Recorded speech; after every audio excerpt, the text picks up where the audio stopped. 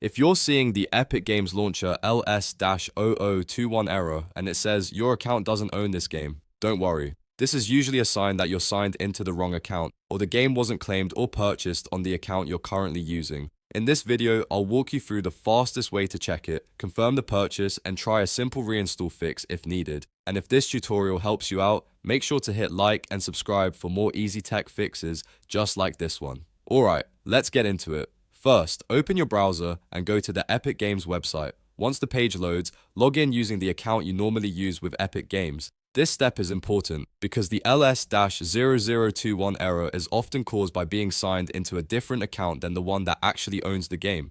After you've signed in, look to the top right corner of the screen and click on your username. A menu will appear, and from that list, select account. This will take you to your Epic Games account settings page, where you can manage your profile and check your purchase history. Now, on the account page, find and click the transactions section. This is where Epic stores your purchase and claim history. Look carefully through the list and confirm whether the game you're trying to launch was actually purchased or claimed on this specific account. If you see it here, then you know the game is linked properly to this account. If you don't see it, that usually means you're using the wrong Epic account, and you'll need to sign out and try another one. If the game does appear in your transactions, but the LS-0021 error is still showing in the launcher, the next step is to close Epic Games Launcher completely and restart it. Sometimes the launcher just needs a refresh to recognize your account ownership correctly.